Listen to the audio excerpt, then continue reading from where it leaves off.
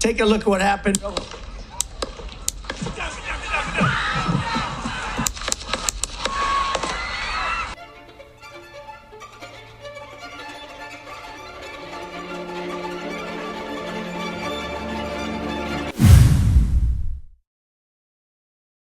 Hello again, YouTube family. It's been a little bit of time since I've made a full video. Unfortunately, this video is dealing again with senseless gun violence in America, a problem that's all too common, and this time extremely prominent. Donald Trump held a rally as he's running for another attempt at being president in the 2024 presidential election. He held a rally in Pennsylvania, Butler, Pennsylvania, and shortly after Trump began speaking at the rally, shots rang out. There was sounded like about 5 or 6 shots rang out. Then there was a lull in the shots, and then more shots, which the second group of shots I'm assuming are from the Secret Service agents that ended up killing the gunman. So you had a gunman that climbed on the roof of a building adjacent to the area where Trump was holding his rally, and according to news reports, it was about 200 yards away, which with a rifle is not that difficult of a shot to make. Having been in the Army, I was a rather good shot myself. I don't know that I ever missed a 200-meter target on the pop-up range in the Army. And so it was about 200 meters away is what they were saying in, I believe, The Guardian. And luckily,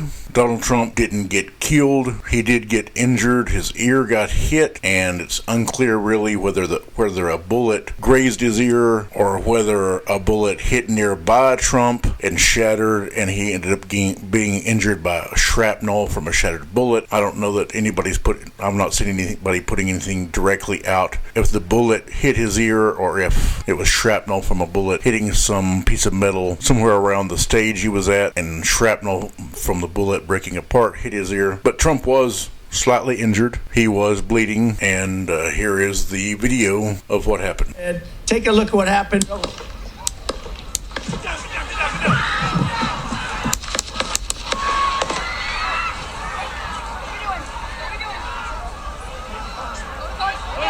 So as you can see, the shots rang out. Donald Trump grabbed his right ear, so he got hit really early on. There was an article I saw that said there was a video captured of the event that may have shown the first victim who was hit, who was off to Donald Trump's left as he was facing the crowd in front of him. There was bleachers behind him. There was other bleachers off to his left-hand side. Perhaps one of the people there got shot first, and a bullet that was intended for Donald Trump. The FBI has made it clear this was an assassination attempt on the former president's life, and possibly the future president if he was to win the election this year. And here's a video of after the shooting. The FBI agents, or the Secret Service swarmed in and covered Donald Trump as he got on the ground in an attempt to make sure no other bullets reached him. And this is afterwards.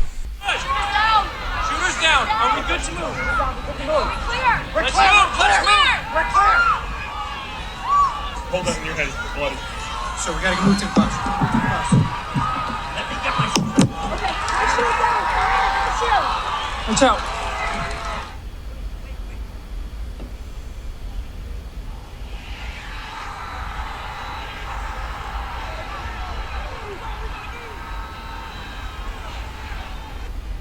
And I realize it may seem like we've been in crazy town for years at this point. I mean, it just doesn't seem to cease. You know, we had Donald Trump's crazy presidency. Now we've gone through Biden's presidency. Now we're dealing with whatever mental failures Biden's having in his old age. And now an assassination attempt on Donald Trump. Like I said, luckily, he wasn't seriously injured. He wasn't killed. There's absolutely no reason for senseless violence. I mean, in this at this rally, there was one person who was killed. Somebody was shot and killed just because they were a fan of Donald Trump. They were a supporter of Donald Trump and went to this rally. No one should ever have to worry about being shot and killed because they're supporting a political party, a certain politician. You should never have to worry about your life being ended because because you support a particular party or politician. That's insane. And like I said, it feels like we're in crazy town and that we've been here for years and things just get crazier. The gun violence is out of control. The reports are it was another AR-15 style weapon that was used to execute this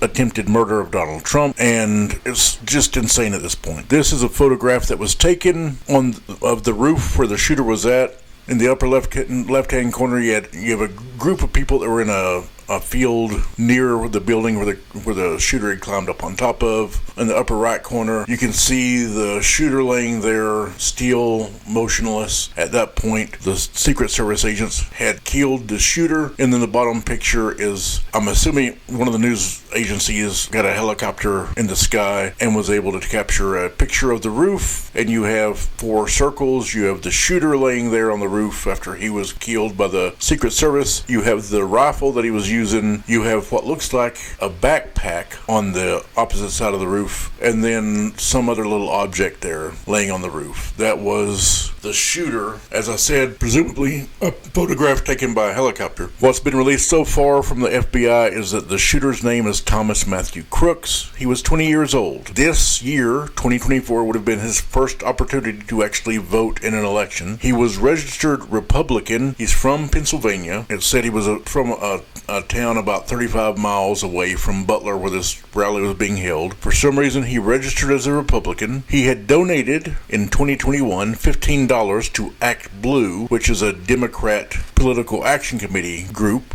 that collects money for politicians, and it was specifically earmarked for the Progressive Project within Act Blue. Crooks graduated from Bethel Park High School in 2022. He received a $500 Star Award from the National Math and Science Initiative, so presumably he was a decent student, made good grades, and I have no idea.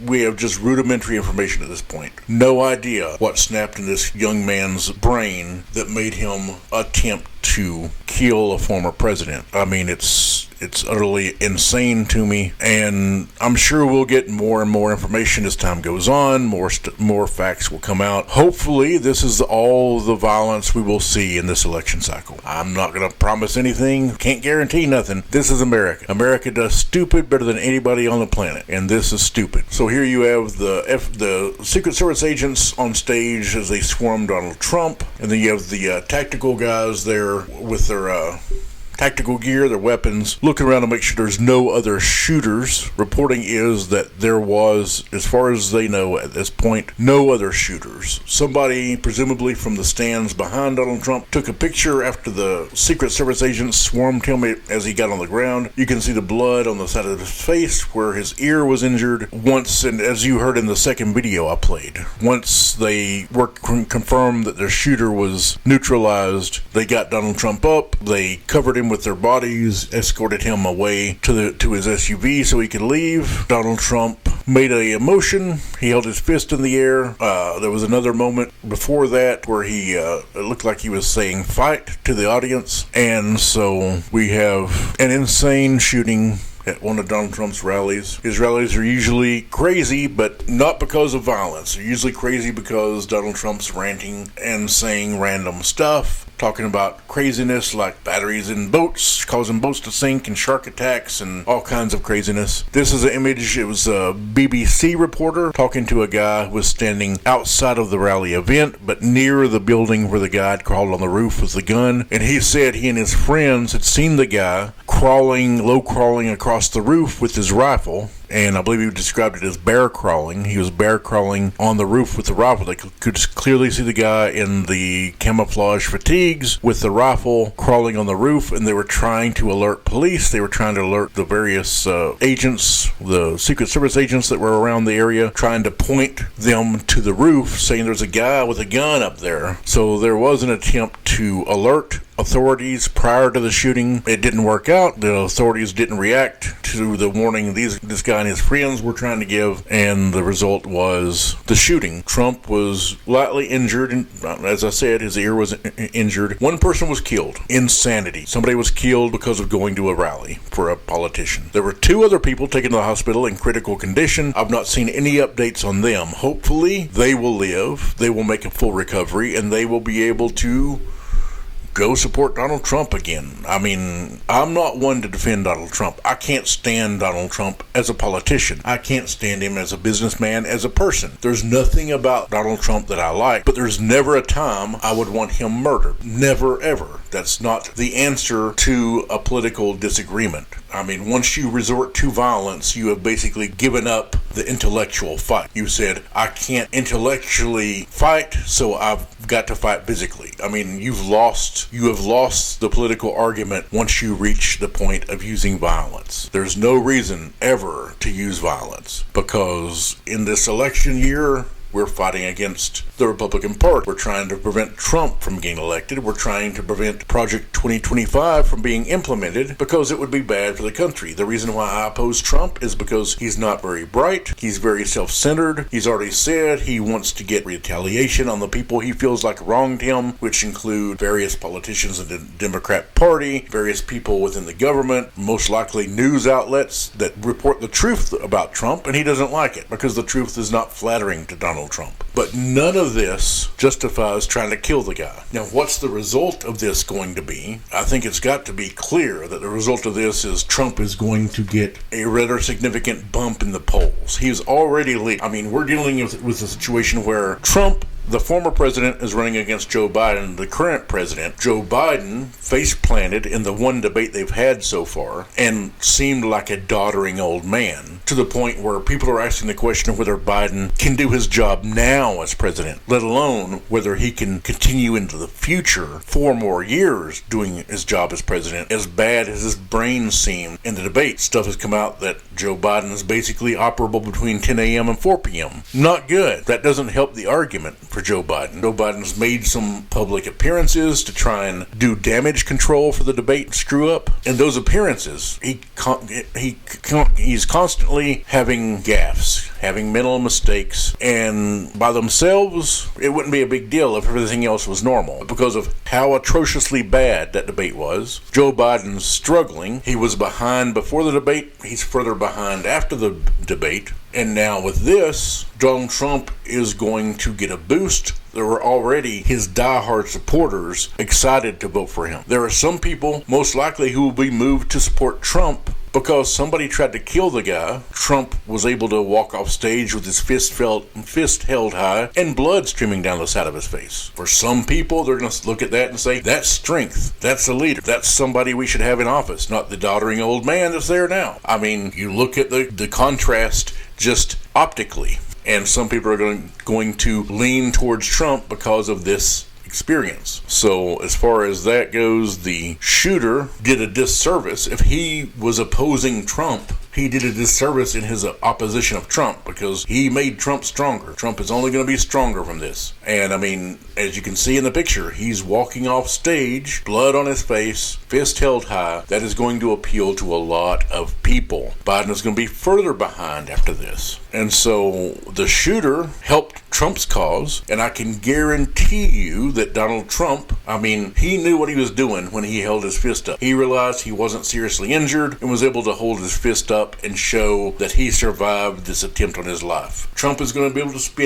able to spin this into the type of, if you come for the king, you better not miss kind of message. That's what Trump is going to do. You already had a lot of Republican pundits on cable TV, online, claiming they believe Democrats are going to try and assassinate Donald Trump. That messaging was already out there from the right wing online, from the right wing on cable news. So that's still going to be out there. The right wing in this country right now is a hotbed of conspiracy theories. If you've seen what they're saying, if you've seen what the people at these rallies, the Trump rallies say, you realize conspiracy theories get created and they get spread fast. They get spread far and fast by this group that supports Trump, by this group that worships Trump. And there's going to be all kinds of conspiracy theories that Joe Biden was behind this, Democrat National Committee was behind this, that whoever was behind this, it's going to be spread out there. It's going to catch on like wildfire because they already were predicting an assassination attempt on Trump, and now you have this assassination attempt on Trump. All we know right now is there was a young 20-year-old man from Pennsylvania that had something snap in his head that caused him to show up here with a gun, with a rifle, to try and assassinate the former president. It's disgusting, despicable, tragic. You have people weighing in on it. Joe Biden was asked about it. He made the comment, there is no place in America for this type of violence. True. Joe Biden contacted Trump to talk to him to make sure he was all right. Joe Biden expressed that violence is not a way to deal with political differences. So Biden was checking on his opponent in the election to make sure Trump was doing all right, and he made the proper statement.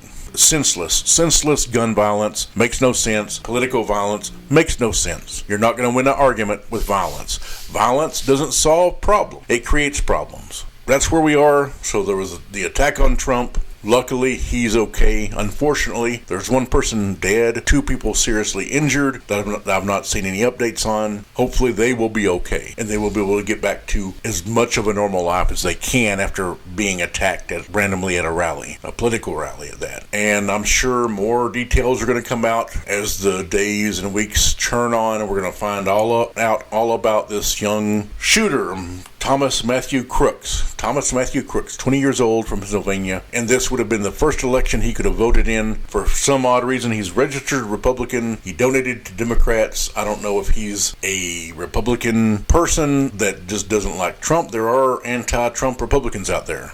Or if he's just super confused, if he's just super squirrely in the brain. Hopefully, there's no more of this in this election cycle.